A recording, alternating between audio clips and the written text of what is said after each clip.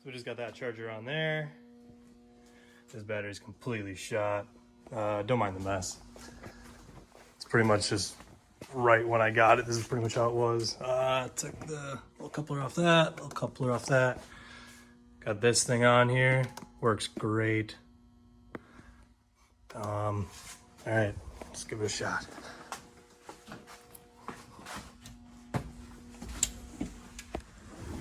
Ugh. All right. That didn't work. That's not good. It's got good compression, so that's good.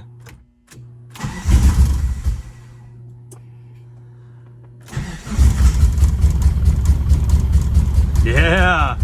All right. That's all I wanted. Sounds good. Yeah, I don't have any. All the coolant lines are plugged up or opened up, so there's probably a big old mess. A little bit, but oh, not too bad actually. Must not have had it running for too long. Good. Well, sweet. Well, then I don't know. I'm kind of itching to get started on this thing.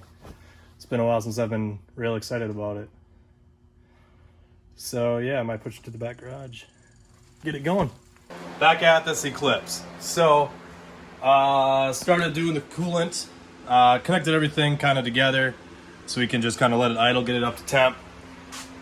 And yeah, just kind of check things out before I take it apart, before I do the clutch. So I got the car back and he said, yeah, clutch is going out. So I was starting to take it all apart and this and that and whatever. So like, all right, cool, whatever. Yeah, so started putting it all back together. Started it a couple of times. It had a couple of boost leaks or unmeasured air ports that were causing rough idle and all that stuff. But anyways, so tried to start it up today and it just click, nothing. Like it's sending power to the starter, but it's not exactly turning, or it's not sending the solenoid for the starter to engage. So figuring all that, it's like, okay, whatever. I need someone else here to help me out. So the next was to go for the clutch. So yesterday I found out that the reservoir was completely empty. So I was like, okay, that might be because the clutch pads were getting so low that it needed more throw, so it used more fluid for the clutch. So I filled it up and had Jimmy watch the reservoir as I pushed the clutch in and out, and it was just going up and down, no bubbles, nothing. So I was like, okay, but wouldn't that mean that doesn't seem right? Because I should have some pressure behind that clutch. It's just back, forth, nothing, no pressure. And the level's just going up, down. So it's like, okay, all right, well. So I jack it up and check the slave cylinder out on the transmission. Now, okay, people, we've all been there. We've all started working on cars and didn't know what the hell we were doing. Didn't look into anything, just assumed this is what it is, whatever. Here's the slave.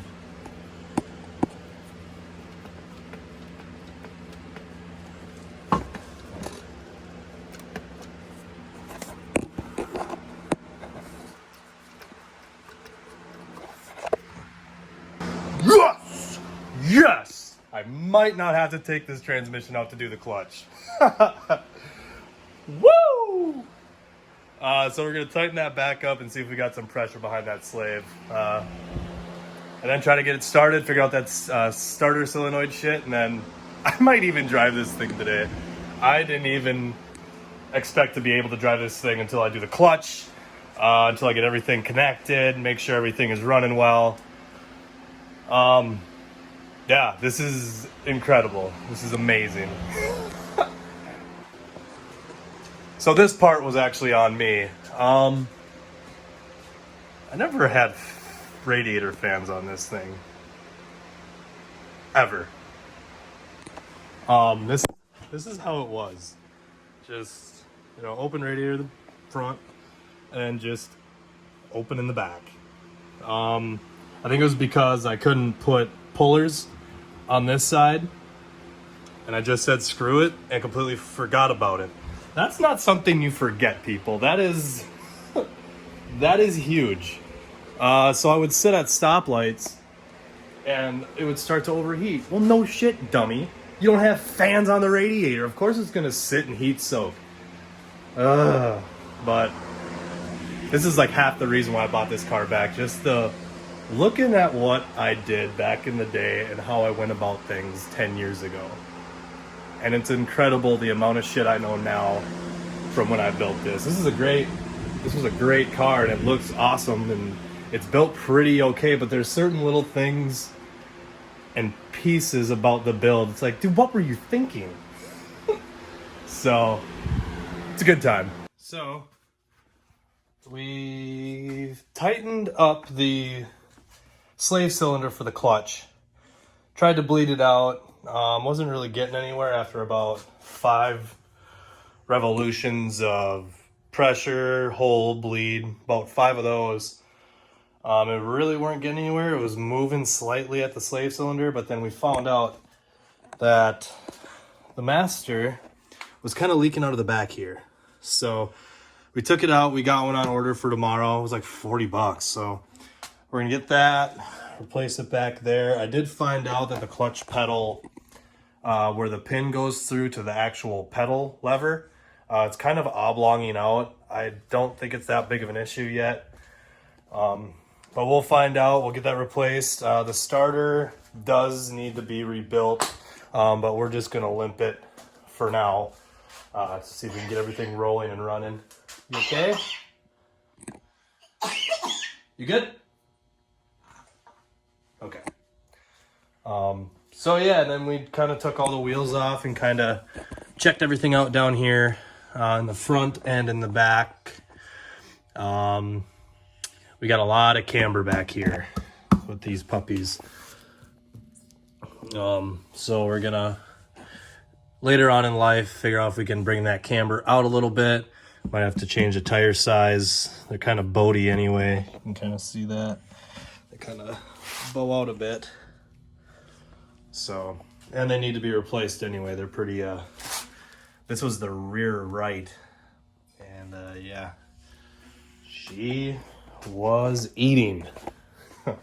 This front right one is pretty much gone because it's a shorter shaft. On the front, in the front here, passenger side is the longer one, so this is the one that gets the most power right off bat if there's any wheel slips. So that one's pretty bald.